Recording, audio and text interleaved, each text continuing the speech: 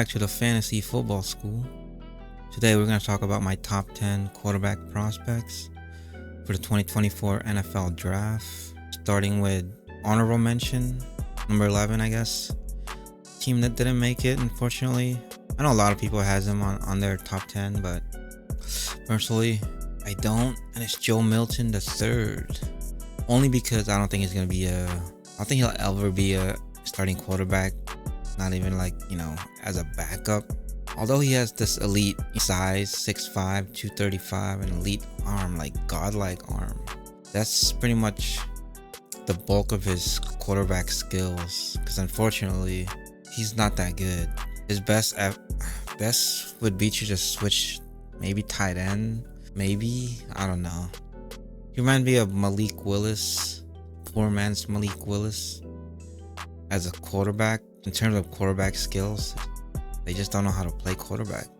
Although, they have those elite traits. He's probably going to get drafted in the 7th round or somewhere just because of that talent. And, some coaches, some GMs, they think, they're geniuses and they can try to take that talent and turn it into something, but 99% it won't happen, at least in my opinion. But anyways, let's move on to my number 10 here, which was a very close in terms of, between Joe Milton.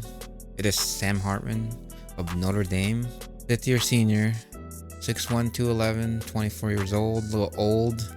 That's why, my draft grade is 7th, free agency. He's old. He might be a 6-year also. I don't know. I'm not sure, but he was at Wake Forest. Then he transferred to Notre Dame. Fortunately, he didn't have a great season in terms of team-wise. They lost a couple close games, but anyways, he's a great leader, smart, productive. I expect him to be, the clipboard holder, one of those, Chase Daniels type, up in the film room, because athletically, he doesn't have what it takes to be a starting quarterback. Noodle arm, below average athleticism, especially because I don't know why he tested at the combine. He was terrible. His RAS score was like a 4.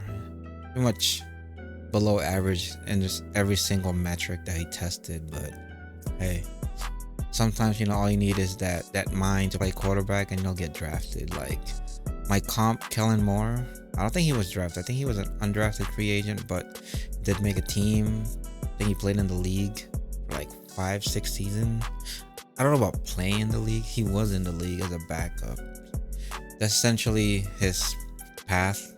He might, start 1 or 2 if he does stay in a team, but more than likely he's gonna be a coach or probably an analyst because look at that hair. Anyways, let's move on to number 9. So a lot of people's gonna be surprised with this, but I got Kedon Slovis from Pitt, or most recently BYU, and even before that USC. 5th year senior, pretty good size, 6'2", 223, 24 years old also. I think he's a 5th year senior. But man, this dude had a lot of hype after that amazing freshman year at USC. He looked like a bona fide first round quarterback after that year, and the hype came along. Unfortunately, sophomore year he got hurt, and then he got hurt again junior year, and then Jackson Dart took his job, and then 2021 is when Caleb Williams and Lincoln Riley joined USC, so him and Jackson Dart had to transfer out. Luckily, Jackson Dart's looking good in Ole Miss. He might be a first round pick next year if he has a great season again. But anyways, Kedon Slovis, positive. He's very poised, pretty quick release, and amazing freshman year. He has the look of a quarterback, the size, the arm, above average arm. He's shown that he can be good based on that freshman year, and he's pretty athletic too. So let's see here. He had a 9.74 RAS grade. His size was, good, but man, his speed grade and his explosion grade was elite. That's why I have him getting drafted, because of this alone and his freshman tape. And my draft grade right now is 6th, 7th round, basically late day 3. My comp is Jimmy G from Las Vegas Raiders. So this past season, like a game manager that has, talented arm, but is prone to injuries. Like he's injury prone and he's turnover prone. So that's it. He's my Purdy of draft. There's a 1% chance he becomes Brock Purdy, but based on his size, athleticism, I think he can be pretty good sleeper. So in dynasty leagues, if he gets drafted, I'm probably gonna take a flyer on him with some fab or maybe even late 4th round picks. But anyway, let's move into number 8 here. So Michael Pratt, Tulane senior, 4-year starter, 6'2", 217, good size. He's younger than what's his name, Hartman and Keaton Slovis. So he's essentially everyone's Brock Purdy in this draft. And I get it, but I don't know. I like Slovis a little bit more because of his athleticism, and he has a much better arm. Although Michael Pratt has had a better college career. 4-year starter, essentially improved every year, which is good, pretty good. But he is essentially a game manager. He plays well within structure. Then again, he's a game manager with noodle arm, and sometimes when he plays out of structure, his decision making becomes very inconsistent. So right now I have a fifth round draft grade because he is fairly young and he's had production and a lot of experience in college. So those are for backup kind of quarterbacks for a lot of GMs, a lot of teams. But anyways, my comp is Mason Rudolph year, or this previous season when he started late in the season for Pittsburgh, played pretty well. But like I said, he essentially was the game manager, play within structure. Although Mason has a bigger arm, I think he's like 6'5", bigger stature, but in terms of play and projection, he's the kind of quarterback I think Pratt might become. But anyways, let's move on to number 7 here. One of my other sleepers, although I do have a late 2nd, early 3rd grade, so not really that great of a sleeper. But number 7, Spencer Rattler from South Carolina, 5th-year senior, little undersized, a 6 foot 211, 23 years old. Elite arm, probably the best arm in this draft besides Joe Milton. And he's learned to improve his pocket awareness or pocket presence throughout his time in South Carolina, because he's had some awful line his 2 years in there.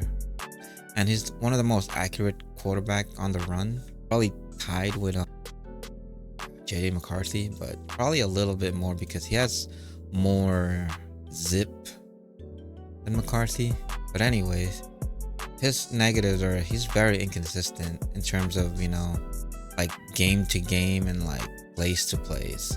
There's probably 2 games each season in South Carolina where 90% of the time he was good, he was consistently good, but for the rest of the time he would make 2 good plays and then 2 plays later just ruins it.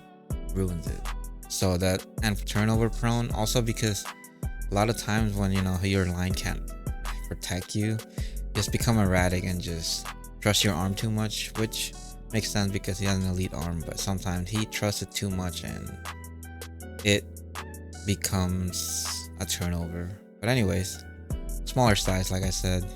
My early comp, or at least my comp right now, is Zach Wilson. He was my comp in my previous video, but draft grade, late 2nd, early 3rd. Zach Wilson, when he came out, he was 21 years old, elite arm. He didn't have that much, bad tape. That's why he rose so much during the draft. Fortunately, even though he was young with this better size, he didn't improve each year, fortunately. And number 6, Michael Penix Jr. from UW, 5th-year senior again. Pretty good size, a 6'2", 216, 23 years old, a little old. But I do have a late 1st, early 2nd grade. Although I'm leaning more towards early 2nd, but I can see a bunch of teams. By a bunch of teams, probably like, Minnesota, Denver, maybe the Raiders as a potential second round pick. They might trade up to the late first just to, secure that 5th-year option, but my prediction would be early second. So he had pretty above average arm, good pocket awareness, and his deep ball is probably had the best deep ball in this class, honestly. Very consistent. Fortunately, his injury history is such a red flag, although apparently it didn't raise any concerns at the combine, so most teams probably don't care anymore, but it is still there. And his limitations, his strict pocket passer. Every time he comes out of the pocket, he is not good. And he takes a lot of sacks, and he's very old. And my comp is Teddy Bridgewater because of that pocket passer. Although when Teddy came out, he was, I think, a junior. He was younger. That's why I think when he came out, I had a late first grade also, but he was a much better prospect. But anyways, Michael Penix. Let's move on to number 5, and that's Bo Nix. I had Bo Nix and Michael Penix pretty much equal here. Late first, early second, from Oregon, 5th-year senior, 6'2", 214, very stocky size, 24 years old, so he's old. Anyways, got a quick release, good thrower on the run, just like JJ McCarthy and Spencer Rattler. And with his stocky size, he's pretty good at avoiding sacks and tackles and extending plays. That's why my comp right now is Sam Howell. Pretty similar size. That's 6. I think Sam Howell's shorter. I think he's 6'1". But when Sam Howell came out, he was 21. He was 21 or maybe old. He's literally younger than Bo Nix right now, so that's hilarious. Anyways, some negatives on Bo Nix. He is old. His projection is game manager plus. With his, athleticism, he projects a little bit more than a game manager, but for the most part, I think that's what he's gonna be. Although he can overcome that, but he is old, so. And his arm's pretty mid. Like, it's not like a noodle arm. It's not, I guess you can say average, so. Anyways, between him and Penix, he's more likely going to first than Penix, but I expect him to also go in the second. So let's move on to my number 4 here. It's JJ McCarthy. So it's my number 4, but technically it's my 3B, and which is tied with 3A, just depending on what you want here. Michigan, true junior, 6'2", 219 pounds, 21 years old. Pretty good arm strength, pretty good arm talent, above average for sure. It's not elite, but top half for sure. And he might, between him and Rattler, I think he's a notch below Rattler in throwing on the run. He ran pro style offense with Jim Harbaugh for 2 years. Very, very poised, running that offense. Fortunately, very raw, and his experience in, play selection might hinder his ability to start right away, because he didn't run a lot of different plays. They didn't ask him to. It's not his fault, because that team was stacked, like in the running game and defense, so he didn't really have to do much except occasional third down passes. But anyways, he also has a very inconsistent deep ball, but that's can be fixed with his footwork, although I don't know how fast it can be fixed. But anyways, I have a top 15 grade on him. Like a month ago before the combine, he was a top 20 prospect for me with a floor of number 8 at Atlanta. But now there's been a lot of smoke that he might go top 5, and I get it. Size, arm talent, young, apparently he's very good, very smart, so a lot of people want that that potential. Essentially, he has as potential as Caleb Williams in terms of ceiling, because of his traits. So a lot of teams gonna try to draft him because of that traits, but he's shown also positives without it. Although I think he should redshirt his first year, but a team that needs a quarterback right now, I don't think they can wait. But anyways, My comp is early Russell Wilson from the Seahawks before, he won the Super Bowl. Although Wilson has one of the best deep ball thrower in the league, he did, come up in that Michigan plan. Had a great defense, great running game, and then eventually he learned the ropes and became an elite quarterback. That's my projection of McCarthy. He's my 3B. He's tied right now with my number 3 quarterback, Jayden Daniels. So essentially, they're both top 15 picks.